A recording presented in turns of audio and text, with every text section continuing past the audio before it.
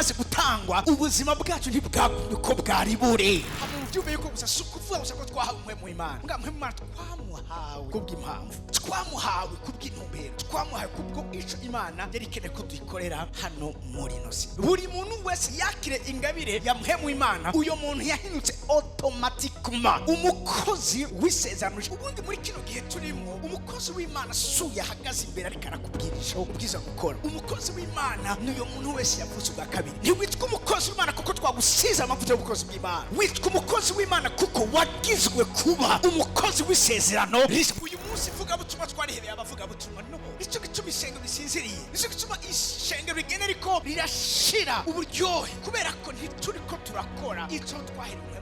Ntugume urindiriye ngo urumva ngo ndarindiriye umukozi w'Imana azakumbwira ngo ndiko ndabona ngo mbona ijuru ryuguruye, ngo hanyuma ngo mbona ngo igitabara ngo kimanyushemo kabiri, ngo mbona ngo bamarayika banje, ngo numva ijwi ngo rivuze ngo uri umukozi wanje. Hariho ucamwemera ariko mwahamagabo ya n'abahanuzi mu ijambo ry'Imana. Ikizokorera ko uzuye Mpwemu w'Imana ni ingene azokurokrita kugira ngo ube wo gukora mu murimo wa Data. Icyo Imana yaje gukora mu isezerano rishasha sukuduha ubwiza abantu b'abanyantege n'abanyabyaha badashobora kwegera.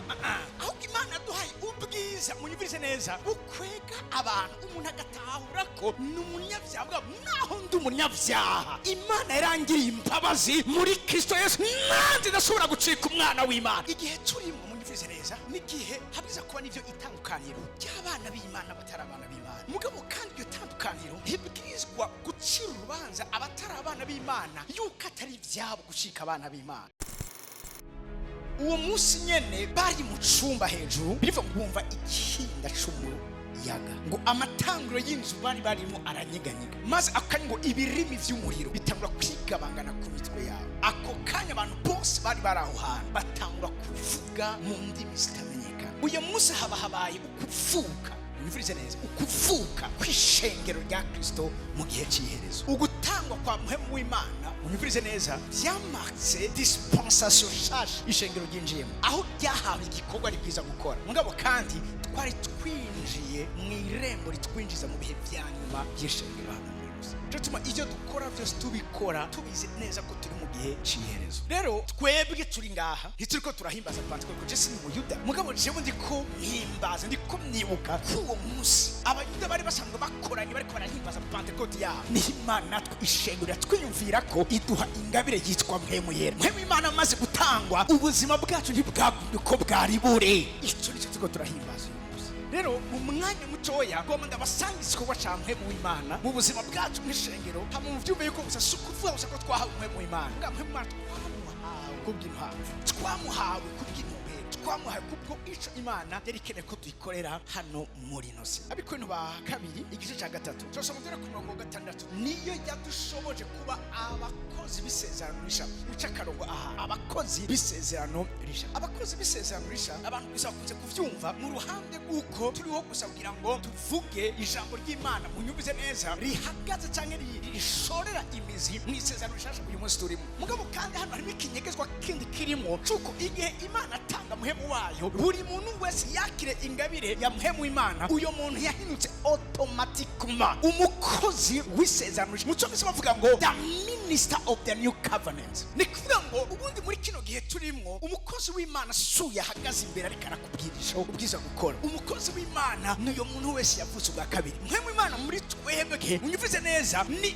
utwemeza yuko hano muri nosi hari ico twabikijwe, hari ico isi itwitezeko. Ntiwitwa umukozi w'Imana kuko twagusiza amavuta y'ubukozi bw'Imana, witwa umukozi w'Imana kuko wagizwe kuba umukozi w'isezerano risha. Mu yandi majambo, ico Imana yatangiye Mpwemu wayo kugira ngo isengero rizane igikorwa c'umwuzuzo aho abantu buzura n'Imana, ubifisemo uruhara. Uyu munsi vuga butumwa twarihereye abavuga butumwa, no icyo gituma ishengero bisinziriye, icyo gituma ishengero rigene riko rirashira uburyohe, kubera ko ntituriko turakora icyo twahereye Mpwemu w'Imana. Mpwemu w'Imana muri twebwe aratwinginga. Paul avuga ngo Mpwemu w'Imana arabingingira muri twebwe, arafite igikorwa cyo kudukonvenka muri twebwe, gushyira umutwaro muri twebwe, kutwumvisha muri twebwe yuko ntitubiza kuma duhoze. Ariko ikintu cyabaye ku munsi wa Pentecote, abantu bose bari aho batanguye kuvuga. Ishengero rimaze guhabwa Mpwemu w'Imana ryavyariwe mu muriro no mu bushobozi bwabatera kuvuga. Uyu munsi turi ishengero utabwiza guhora, turi ishengero ribwiza kuvuga. Urabona je nta majambo y'Imana nzi no genda mpwemu Imana azoguhica uvuga urase mpwemu Imana keneye kugukoresha simako ufise ubumenyi bwinshi nuko gusa wumvira ibisigaye biva ngo teranura akanwa kawe nanje nduzuza wasamisa akanwa gusa aruzuza iyo mpwemu Imana atari mu gikorwa ndashaka kuvuga amajambo igihumbi ntagije amara mugayo mpwemu Imana ari mu gikorwa ashaka kuvuga amajambo atatu ayo atatu akabisiguro z'ubuzima bwayo yadushoboje kuba abakozi b'isezerano risha ntibavuze ngo umukozi ni abakozi twese atanuvuye abakozi Imana ni bandi nabo bose bakijijwe hariho umwanditsi w'umumissionnaire ngeze gusoma igitabo ciwe yavuze ngo umuntu hano muri nosi ni kimwe muri bibiri swat ni umurimo wo kwimburwa umunyavyaha canke n'umwimbuzi iyo utari wo kwimburwa uburi umwimbuzi nimba utoba uruwo kubwigutumwa bwiza ngo ukizwe niko mu bandi majambo wewe wabiza kumenya neza yuko ni wowe kuja kwimbura batarakizwa ntugume urindiriye ngo urumva ngo ndarindiriye umukozi w'Imana aza kumbwira ngo ndiko ndabona ngo muri ijuru ryuguruye ngo hanyuma ngo mbona ngo igitambara ngo kimanyushemo kabiri ngo mbona ngo bamarayika banje ngo numvizwe ngo rivuze ngo uri umukozi wanje hane uca mwemera ariko mwahamagawe n'abahanuzi muri ijambo ry'Imana yatushoboje kuba abakozi b'isezerano risha mwisezerano risha tugira iki tureconcilia abantu n'Imana ab'Imana ikoresha ibitanga nkawe yavuze ngo zokoresha ibimenyetso bitangaza n'utwumiza abapotre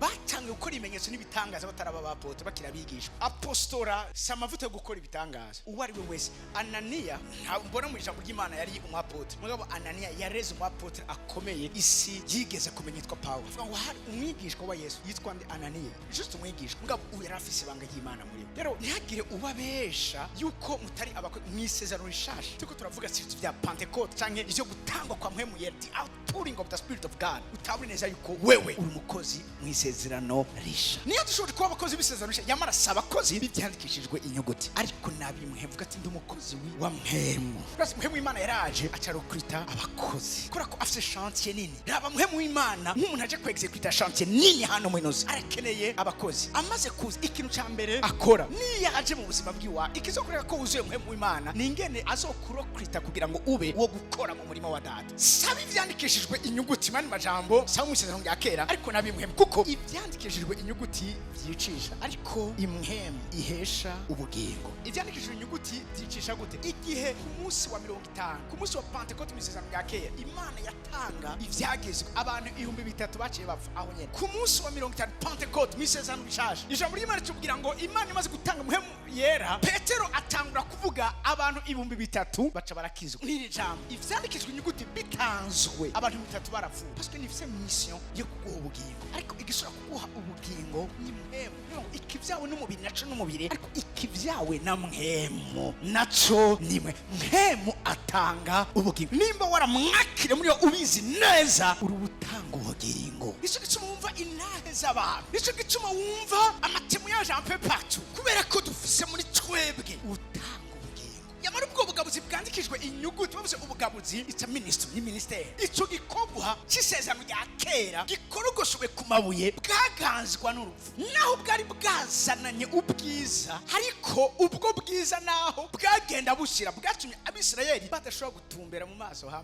Mose avuye guhabwa ivyagizwe yaje yakaga yaje arabagira na cibibatsi mbwa birivuga ngo bamubonye bamwinginga ko ashira igitambara ku maso kubera ko ubwo bwiza ego ivyo n'ubwiza buvuye ku Mana shekina ngabo n'ubwiza umuntu w'umunyantege nke adashobora kubana nabo Imana yaje gukora mu isezerano rishasha sukuduha ubwiza abantu b'abanyantege n'abanyavyaha badashobora kwegera ahubwo Imana duhaye ubwiza munyumvirize neza bukwega abantu umuntu agatahura ko n'umunyavyaha mbwa naho ndi umunyavyaha Imana yarangiriye imbabazi muri Kristo Yesu nanjye ndashobora gucika umwana w'Imana Mose aje baramuhunze mugabo ubu bwiza igihe mu isezerano rishasha bwari ko buragaragara ku mwami Yesu kuko mwibuke Mose yavuze ngo azobaha ndi muvugishwa ameze nka ukumanutse umusozi fise ubwiza hari undi yaduze umusozi nawe nyene rakayangana abaraho hantu Petero aramwinginga ngo turakwinginze twubake insago zitatu ngaha nivyo Petero suka tunganya mugabo ubwiza rikarabona subwiza bugenda bushira ahubwo n'ubwiza bumutera amatsiko bumutera kunyotegwa bumutera inzara igihe turimo munyumvise neza nigihe habiza kuba nivyo itandukaniro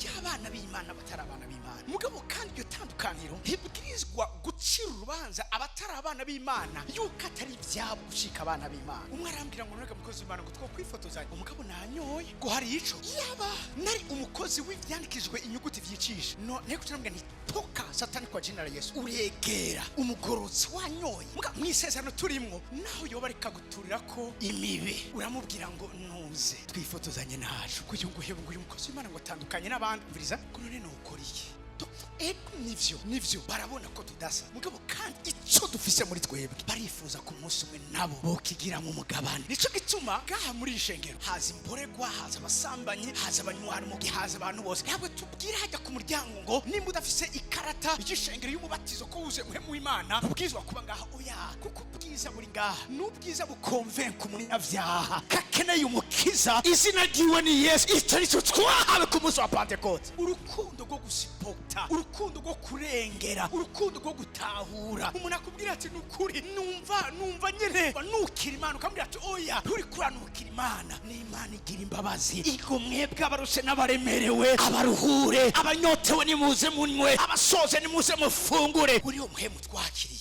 Hariho agakuru nigeze kumva ku munyedini iyo ivyandikijwe inyuguti bikuboshe inyuma uba umunyedini, mugabo iyo ivyandikishijwe Mpwemu bikuboshe mu mutima uba umukristo umwigishwa wa Yesu. Ari tandukanye y'ibintu bibiri. Umuntu ari mu ishengero ntavuze hanyuma ahura n'umuntu ati ndiko ndazungurirwa ntura yari yikoreye igisimbo mugabo kirimo inzoga. Hariho urubanza nimba yari sindi urubanza rwari ruhari yaravuye kurangura hamara ngene kumusanga ngato bigira wacushiramo indani ugacufukisha igitenge ugacugera hanyuma araza ati ntura wa muntu aza kumutura umwana w'Imana amuremuruye ashikanye ngaha acabona igikwembe cavuye ko abona Primus acari kuri hasi w'itsina rya Yesu byose bice birameneka. Yarakoreye Imana yakoreshejwe na Satani kuko uyo muntu niho ageze basokwizera bati batigeze bumva tubabwira ushaka bamere nka wewe utigeze babwira ingene bomera nka wewe. Iyo turiko turavuga rabukino kintu amajambo yacu Mpwemu Imana arasiga amavuta akayakoreshereza mu mpwemu zabo akabashinga intahe ico bakwiye gukora.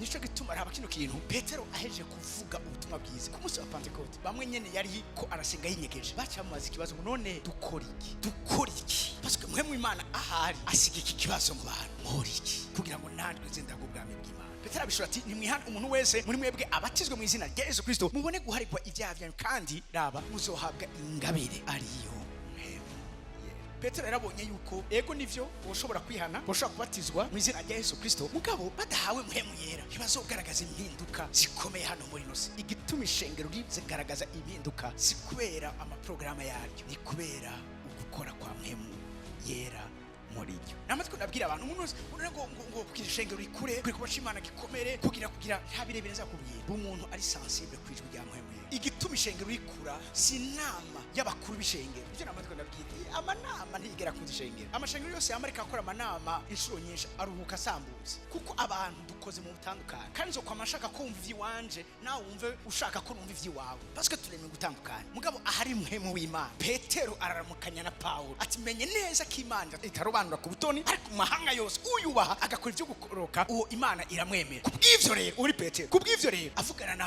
Paulo wewe genda uvuga ubutumwa bwiza mu banyamahanga mu batakebwe nanje nje kuvuga ubutumwa bwiza mu bayuda bakebwe. Ubutumwa ni bumwe